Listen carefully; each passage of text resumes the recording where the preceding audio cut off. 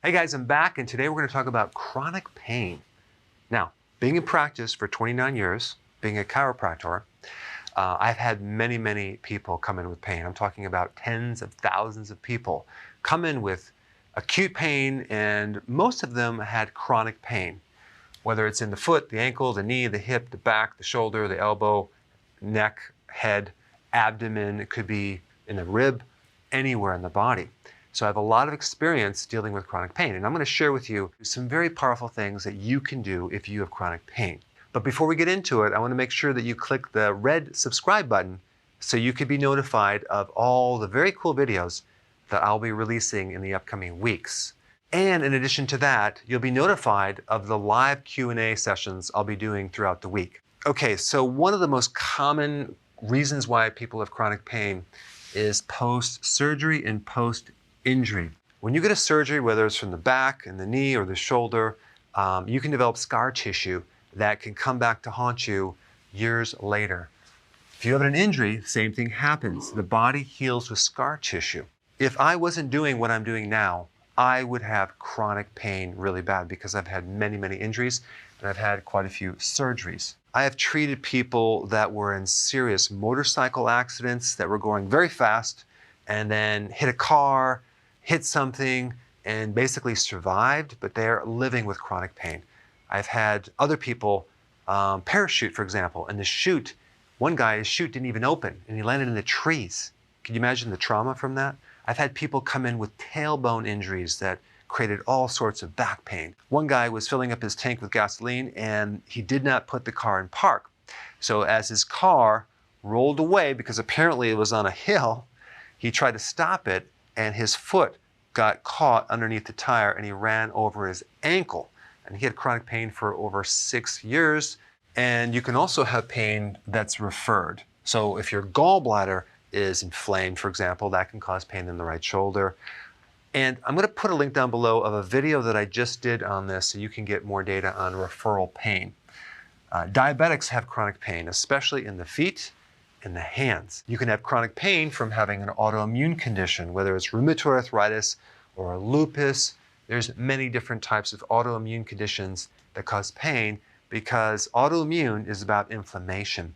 And when inflammation builds up, that can cause pain. And then we have arthritis or severe stiffness. Now, as far as chronic pain goes, there's not a lot of exact knowledge on why people develop chronic pain. Now, there are some theories out there, but it's not exactly known why. But what I'm going to talk about and what I'm going to give you is my opinion on the subject.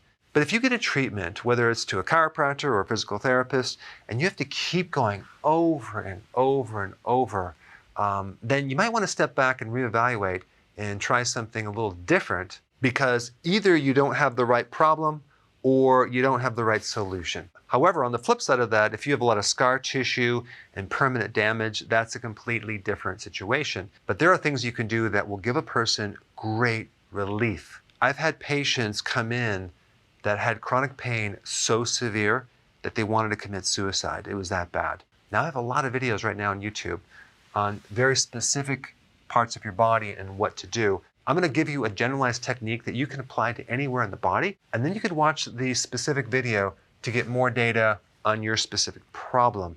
And there's also a nutritional protocol that works very well. So let's first talk about post-surgery chronic pain and post-injury chronic pain. Okay, let's just pretend that you have pain on the left ankle right here from a surgery or an injury. Okay, let's say you're putting gas in your car and you didn't put in brake and you ran over your ankle, okay? And you have pain now on the left side, right here, on the outside.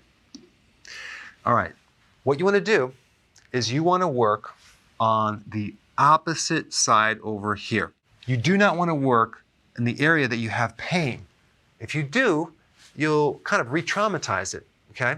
You want to work on the opposite side. Now, this is definitely something that is not taught in universities or colleges or the schooling that I had. I had to figure this out on myself simply because the way that they taught us didn't always work. But it borders on magic as far as its effectiveness, okay? So you work on the opposite side. So wherever it hurts on this side, you work on the opposite side. The first thing that you want to do, if you're doing this on yourself or a friend or family member, is you get them to rate it on a scale from 0 to 10. 0 being no pain, 10 being the most severe. Okay, you get a number. Let's say it's an 8. So what you do is they have pain on the left ankle, you work on the opposite side. Okay, what do I mean work on the opposite side? I mean use massage / acupressure. So you're pressing in different ways. It doesn't even matter the pattern that you're massaging the area, as long as you're massaging the area on the opposite side. And when I say opposite, I'm talking about the mirror image, okay, the exact opposite point. Now, what's interesting about this, when you work on the good side, it's going to be extremely tender when you press if you're getting the exact spot where the injury or the pain is coming from, okay? Now, at first, when you do this, it's going to be very, very tender on the good side. So you want to go light, and you want to gradually increase pressure, but never go too hard. You don't need to go very, very severe. All you have to do is keep working on this area for, let's say, 1 to 2 minutes, and then you have the person re-rate their pain. It's going to go down. Let's say it goes down to a 4, okay? But it's still there. So then what you do is you ask them, okay, where's the pain now? And they go, oh, it moved a little higher, or it moved in the top part. Then you do the exact mirror image on this side, so you do the opposite on that side, okay? And I'm going to put some links down below of me actually doing this so you can see. But you always work on the opposite side. Now, here's the other thing that you're going to run into. When someone had an injury in the past, and especially if it's in the lower part of the body and they're walking, they have set up a lot of compensation going in their body to recruit muscles from the opposite side because they're limping a little bit. Okay, so the muscles on this side are going to work harder than on this side. And so you create this asymmetrical gait.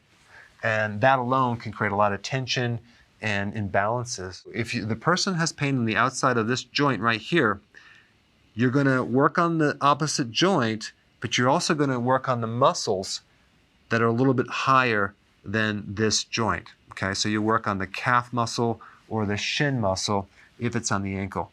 If it's underneath the foot or a toe, same thing. You're going to work on this muscle right here.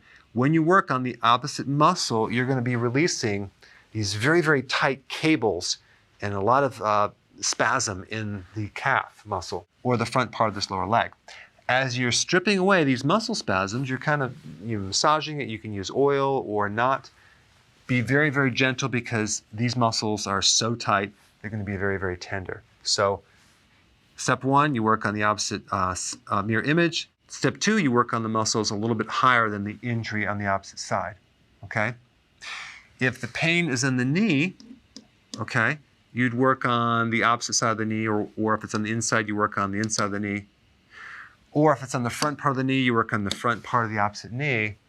Then you work on the muscles up here, okay? And you can just massage those muscles. So that's kind of the principle. You would do the same thing with the wrist, okay? You'd work on this wrist and these muscles right here. If it was this elbow, you'd work on the opposite elbow and the muscles up through here on the front and back. And when you do this, you're going to give the person a tremendous amount of relief. Now realize it might take some time to fully bring it down to 0, but you're going to usually see significant changes right off the bat, and it's quite magical. So that would handle the foot, the ankle, the knee, the hip. You would want to work on the opposite hip, okay? Now the back, you would want to work on the front, okay, the lower abdomen. So wherever it hurts on the back, you work on the front and just massage in there. Try to do the mirror image so you can go side to side, left and right, or front to back. And that will give the person a lot of relief. Shoulder, just work on the opposite shoulder. Now, there's also this thing called referred pain, which you'll have to watch the other video, but a lot of pain is referred, even chronic pain. So if the right shoulder is a problem, it's going to be the gallbladder. If it's the left shoulder, it could be the pancreas or the spleen. And you're just going to have to watch a video on that. Because if you do the opposite shoulder and you have no results, suspect there's a referral problem. There's a problem on the inside of the body that's referring pain to another part of the body. Now, a lot of neck pain comes from a digestive issue. It can also come from a whiplash injury. That's a little more complex, so I put some links down below of what to do for whiplash because that involves several other steps. Now, head pain, a lot of this is referred from digestion, gallbladder, but if you had an injury to a part of your head, let's say on the right side, you work on the opposite side. I did a complete video on this as well. You can check it out. But a lot of people have had injuries to the head, and now they have chronic pain in their head, and they don't know what to do about it. They're going to be happy that they watched this video. Abdomen pain really relates to food. Certain foods that the person's eating, that you're stirring up inflammation, creating bloating, putting the person in a constant inflammatory state. You need to get on healthy keto and intermittent fasting for that, and that should help, especially fasting. And so one of the most important things to do for pain and inflammation is fasting. It's probably the most important thing. It gives the body a chance to reset, and a lot of the referral pain that people have, especially in the shoulder, the neck, the head, seems to go away. But even if they have any of these right here, the inflammation will go down, because one of the things that happens when you're fasting is inflammation just drops way, way down. So if you have an autoimmune condition, you'd want to do fasting for sure. The most common type of pain with the diabetic is pain in the feet. And the best remedy is something called Benfotiamine. Okay, you'd want to take higher doses of this, like 4 tablets a day or capsules a day. And you'd want to take, spread it out through the day. And Benfotiamine is a fat-soluble vitamin, B1, that is great for any type of nerve damage coming from arthritis. All right, so that's the technique part. But as far as the protocol goes, you need to do fasting, okay? You just need to do it to see for yourself. It'll be very, very effective. If you're new to my channel, click the link down below, check it out. Okay, stinging nettle root. You can buy this from the health food store. It's one of the most powerful remedies, backed up by some hardcore research, as a potent anti-inflammatory, and it will help you get rid of pain. When I had really bad arthritis, I took it. It worked like a charm. I would recommend getting the one that is freeze-dried stinging nettle root. You're not consuming the leaf, you're consuming the root, okay? And then vitamin D. Vitamin D is a natural anti-inflammatory. It's not really even a vitamin, it's a hormone that acts like cortisol, which is an anti-inflammatory. You need to take higher amounts, 40,000 IUs of vitamin D3. Okay, so if you did that each day, and you're doing fasting, and you're doing stinging nettle root, you'll be in really good shape. All right, guys, there you have it. That's what you do for chronic pain. Hey, before you go, if you're benefiting from any of my content, I would love to hear about your success story. Please share it in the link down below.